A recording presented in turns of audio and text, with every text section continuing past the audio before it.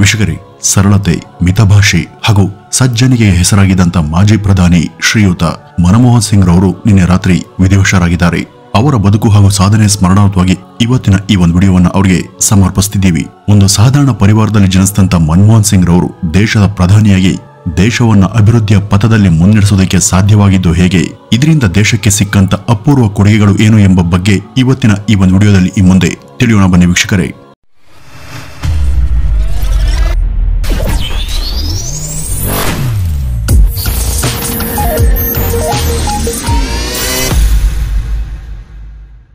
ವೀಕ್ಷಕರೇ, ಮನಮೋಹನ್ ಸಿಂಗ್ ರವರು ಪಂಜಾಬ್ನ ಒಂದು ಹಳ್ಳಿಯಲ್ಲಿ 1932 ಸೆಪ್ಟೆಂಬರ್ 26ನೇ ತಾರೀಕು ಜನಿಸ್ತಾರೆ.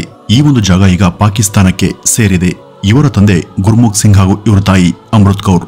ಮನಮೋಹನ್ ಸಿಂಗ್ ರವರು ಸಣ್ಣವರಿರುವಾಗಲೇ ತಮ್ಮ ತಂದೆ ತಾಯಿಯನ್ನ ಕಳೆದುಕೊಳ್ತಾರೆ. ಆಗ ಇವರನ್ನ ಸಾಕುವಂತ ಜವಾಬ್ದಾರಿ ಇವರ ಅಜ್ಜಿಯ ಹೆಗಲಿಗೆ ಬೀಳುತ್ತೆ.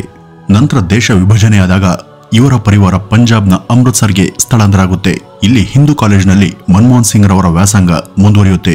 ಮುಂದೆ ಪಂಜಾಬ್ನ ವಿವಿಯಲ್ಲಿ ತಮ್ಮ ಪದವಿಯ ಕೋರ್ಸ್ ಅನ್ನು ಮುಗಿಸಿದಂತ ಸಿಂಗ್ ರವರು ಸ್ನಾತಕೋತ್ತರ ಪದವಿಗೆ ಜಾಯ್ನ್ ಆಗಿ ತಮ್ಮ ವಿದ್ಯಾಭ್ಯಾಸವನ್ನ ಮುಂದುವರಿಸ್ತಾರೆ. ಇಲ್ಲಿ ಎಕನಾಮಿಕ್ ವಿಷಯದಲ್ಲಿ ಸ್ನಾತಕೋತ್ತರ ಪದವಿ ಪಡೆದ ನಂತರ ಮುಂದಿನ ಹೆಚ್ಚುವರಿ ಓದ್ಗಾಗಿ ಅವರು ಯುಕೆಗೆ ಹೋಗ್ತಾರೆ. ಇಲ್ಲಿಯ ಕೇಂಬ್ರಿಡ್ಜ್ ವಿವಿಗೆ ಸೇರಿದ ನಂತರ ಸೆಂಟ್ ಜಾನ್ ಕಾಲೇಜಿನಲ್ಲಿ ಅಡ್ಮಿಷನ್ ಪಡೆದಂತ ಅವ್ರಿಗೆ ಜಾನ್ ರಾಬಿನ್ಸನ್ ಮತ್ತು ನಿಕೋಲಸ್ ತರಹದ ಬ್ರಿಲಿಯಂಟ್ ಶಿಕ್ಷಕರ ಹಾಗೂ ಜೀನಿಯಸ್ ಅರ್ಥಶಾಸ್ತ್ರಜ್ಞರ ಸಲಹೆ ಸಹಕಾರ ಸಿಗುತ್ತೆ. ಮುಂದೆ ಆಕ್ಸ್ಫರ್ಡ್ ವಿದ್ಯಾಲಯದಲ್ಲಿ ತತ್ವಶಾಸ್ತ್ರದ ವಿಭಾಗದಲ್ಲಿ ಡಾಕ್ಟರೇಟ್ ಪದವಿಯನ್ನು ಕೂಡ ಇವರು ಪಡೀತಾರೆ. ಇಲ್ಲಿ ಎಕನಾಮಿಕ್ಸ್ ಬಗ್ಗೆ ಅಗತ್ಯ ಜ್ಞಾನ ಪಡೆದ ನಂತರ ಸಿಂಗ್ ಅಲ್ಲಿಂದ ವಾಪಸ್ ಭಾರತಕ್ಕೆ ಬರ್ತಾರೆ. ಇಲ್ಲಿಯ ಪಂಜಾಬ್ ವಿದ್ಯಾಕೇಂದ್ರದಲ್ಲಿ ಅವರು ಅರ್ಥಶಾಸ್ತ್ರದ ಲೆಕ್ಚರರ್ ಆಗಿ ಕೆಲಸವನ್ನ ಶುರು ಮಾಡ್ತಾರೆ. ಇಲ್ಲಿ ಸತತ 2 ವರ್ಷಗಳ ಕಾಲ ಅವರು ಸೀನಿಯರ್ ಲೆಕ್ಚರರ್ ಆಗಿ ಸೇವೆಯನ್ನ ಸಲ್ಲಿಸ್ತಾರೆ ಹಾಗೂ 1963ರಲ್ಲಿ ಪ್ರೊಫೆಸರ್ ಆಗಿ ಆಯ್ಕೆಯಾದಂತ ಇವರು ಇದೇ ಒಂದು ವೃತ್ತಿಯಲ್ಲಿ ಮುಂದಿನ 2 ವರ್ಷ ಕಳೀತಾರೆ. ಇದಾದ ನಂತರ ಅವರು United nation conference and trade and development ಎಂಬ ಒಂದು ಅಂತಾರಾಷ್ಟ್ರೀಯ ವಿಭಾಗದಲ್ಲಿ ಕೆಲಸಕ್ಕೆ ಸೇರ್ಕೊಳ್ತಾರೆ. ಇದು ವರ್ಲ್ಡ್ ಟ್ರೇಡ್ ಸಂಸ್ಥೆಯ ಒಂದು ಭಾಗವಾಗಿದ್ದು ಅಂತಾರಾಷ್ಟ್ರೀಯ ವ್ಯಾಪಾರವನ್ನ ಉತ್ತೇಜಿಸುತ್ತೆ.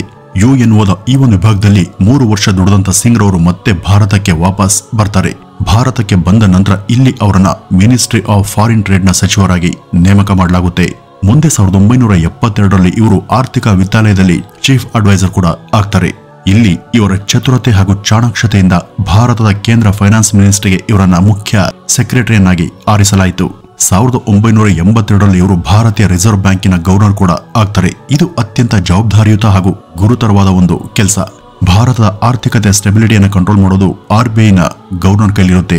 3 ವರ್ಷಗಳವರೆಗೂ ಇಲ್ಲಿ ಕೆಲಸ ಮಾಡಿದ ಮೇಲೆ ಇವರು 1985ರಲ್ಲಿ ಭಾರತದ ಪ್ಲಾನಿಂಗ್ ಕಮಿಷನ್ ಡೆಪ್ಯೂಟಿ ಚೇರ್ಮನ್ ಕೂಡ ಆಗ್ತಾರೆ.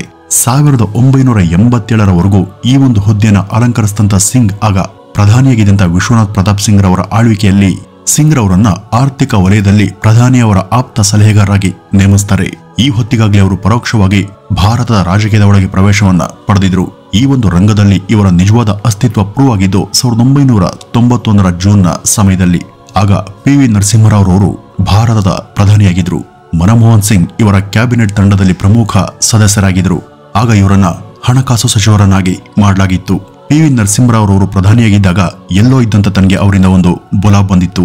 ಏನ್ ವಿಷಯ ಅಂತ ಕೇಳಿದಾಗ ಅವರ ಕ್ಯಾಬಿನೆಟ್ ನಲ್ಲಿ ವಿತ್ತ ಸಚಿವರಾಗಿ ಅವರು ನನ್ನನ್ನ ಆರಿಸಿದ್ರು. ಈ ಒಂದು ವಿಷಯವನ್ನ ಅವರು ನನಗೆ ತಿಳಿಸಿದಾಗ ನನಗೆ ನಂಬೋದಿಕ್ಕೆ ಸಾಧ್ಯನೇ ಆಗ್ಲಿಲ್ಲ ಅಂತ ಈ ಬಗ್ಗೆ ಸಿಂಗ್ ರವರೇ ಒಮ್ಮೆ ಹೇಳ್ಕೊಂಡಿದ್ರು. ಈ ರೀತಿಯಾಗಿ ಅವರ ರಾಜಕೀಯದ ಜರ್ನಿ ಶುರುವಾಗುತ್ತೆ.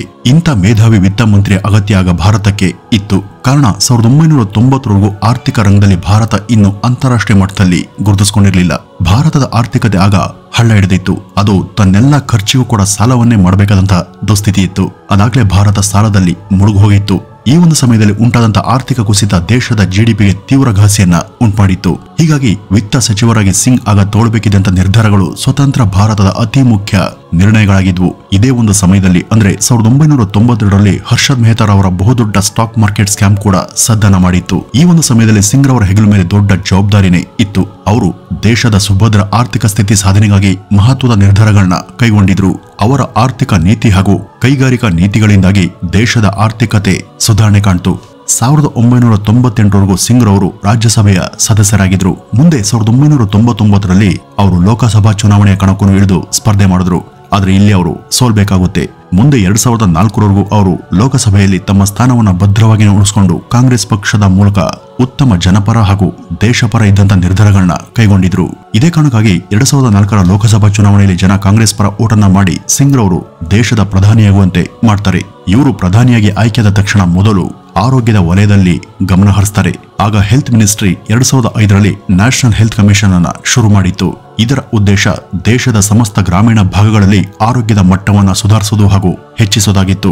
ಸಿಂಗ್ ರವರ ಈ ಒಂದು ಮಹತ್ವದ ಹೆಜ್ಜೆ ಬಗ್ಗೆ ಅಮೆರಿಕದ ಖ್ಯಾತ ಎಕನಾಮಿಸ್ಟ್ ಆದಂತ ಡೇವಿಸ್ ಎಂಬುವರು ಮೆಚ್ಚಿ ಮಾತನಾಡಿದ್ರು. ಇದಾದ್ಮೇಲೆ ಅವರು ಶಿಕ್ಷಣಕ್ಕೆ ಹೆಚ್ಚು ಒತ್ತನ್ನ ಕೊಟ್ರು. ದೇಶದ ಪ್ರಗತಿಗೆ ಆರೋಗ್ಯ ಹಾಗೂ ಶಿಕ್ಷಣದ ಸುಧಾರಣೆ ಇವೆರಡೂ ಕೂಡ ಅಳತೆಗೋಲುಗಳು. ಈ ಬಗ್ಗೆ ಗೊತ್ತಿದ್ದಂತ ಸಿಂಗ್ ರವರು ಆರೋಗ್ಯದ ನಂತರ ಶಿಕ್ಷಣದ ಕಡೆ ಮುಖವನ್ನ ಮಾಡಿದ್ರು.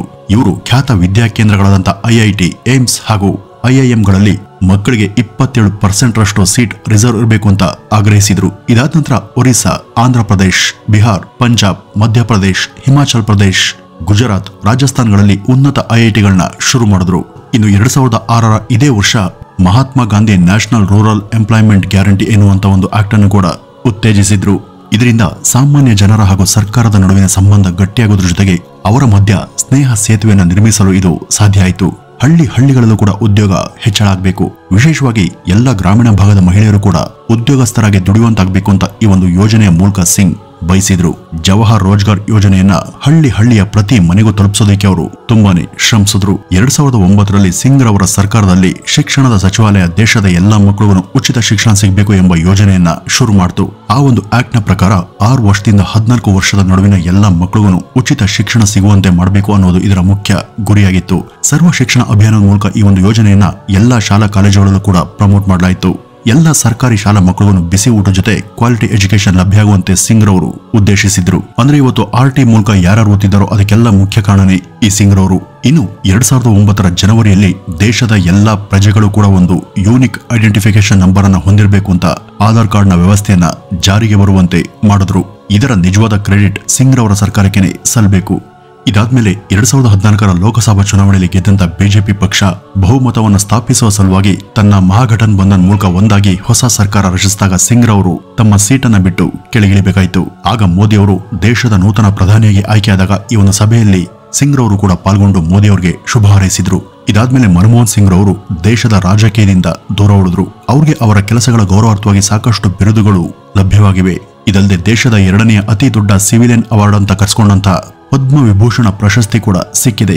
ಇವರ ಜೀವನ ಆಧಾರಿತವಾಗಿ ಬಾಲಿವುಡ್ನಲ್ಲಿ ಒಂದು ಸಿನಿಮಾ ಕೂಡ ಕೆಲ ವರ್ಷಗಳ ಕೆಳಗೆ ಬಂದಿತ್ತು.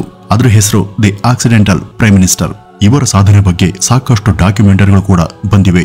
1958ರಲ್ಲಿ ಮದುವೆಯಾದಂತ ಇವರಿಗೆ 3 ಮಕ್ಕಳಿದ್ದಾರೆ. ಭಾರತ ದೇಶ ಇದುವರೆಗೂ ಸಾಕಷ್ಟು ಜನ ಪ್ರಭಾವಿ ಪ್ರಧಾನಿಗಳನ್ನ ಕಂಡಿದೆ. ಅವ್ರ ಸಾಲಲ್ಲಿ ಮನಮೋಹನ್ ಸಿಂಗ್ ರವರ ಆಳ್ವಿಕೆ ಹಾಗೂ ಅವರ ವಿಷನ್ ಯಾವತ್ತೂ ಚಿರಸ್ಥಾಯಿಯಾಗಿನೇ ಉಳಿಯುತ್ತೆ ಅಂತ ಹೇಳ್ತಾ ಈ ಒಂದು ವಿಡಿಯೋವನ್ನ ಇಲ್ಲಿಗೆ ಮುಗಿಸೋಣ. ನಮಸ್ಕಾರ.